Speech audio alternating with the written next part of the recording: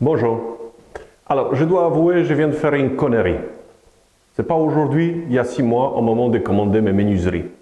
En fait, je viens de m'apercevoir aujourd'hui, quand les menuisiers ont installé les volets, que tous mes volets sont commandés, les fils et les moteurs sortent à droite. Alors que j'ai des fenêtres, des menuiseries et des pièces où j'ai voulu avoir mes commandes à gauche. Donc, comment je vais faire? J'ai mon câble qui sort ici. Le câble, il est trop court pour arriver, faire le tour de la maison, tour de la menuiserie et sortir ici. Il est trop court. Donc, qu'est-ce que je dois faire? Soit me résilier et sortir ici, ça va peut-être pas m'arranger dans le fonctionnement, soit de rallonger le câble.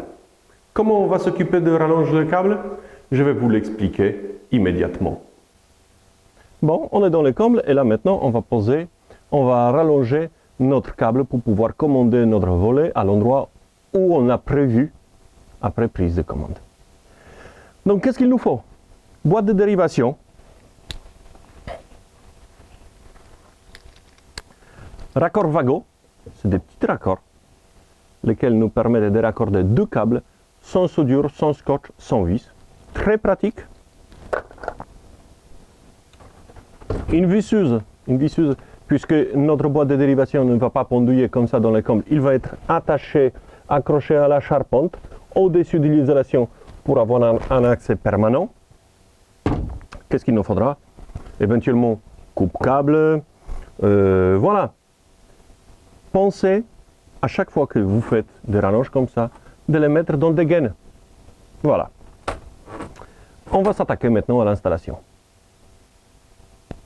Donc, avant d'accrocher notre boîte de dérivation, qu'est-ce qu'on va faire? On va préparer les entrées pour les câbles, pour les gaines. Donc, dans les boîtes de dérivation, on a des petites membranes comme ça, souples. Je vais juste les couper légèrement pour permettre à la gaine d'y entrer. Voilà. Bien évidemment, avant de les couper, je prévois par quel côté et d'où va rentrer notre gaine. Voilà, donc ça c'est fait.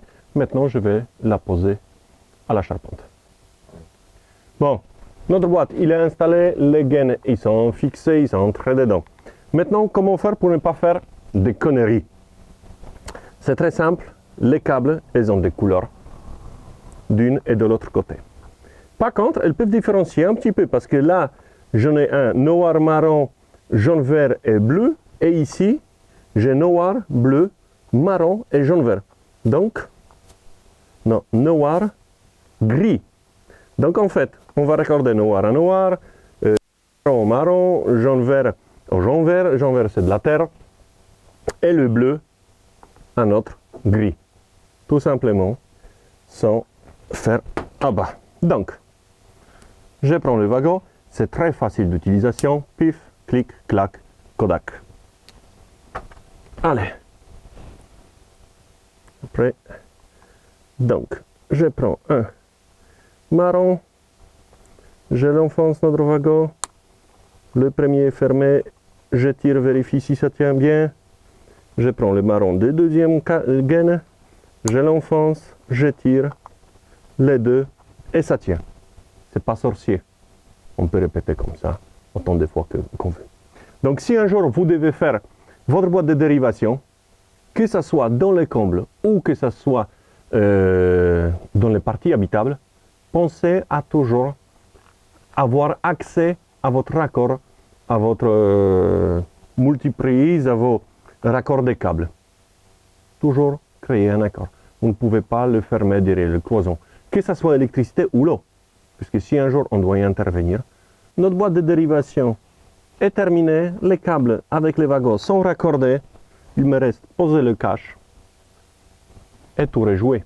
Comme ça, on peut se tromper. Tant que vous n'avez pas d'isolation ici, tant que vos placards ne sont pas jointés, on peut encore modifier plein de choses.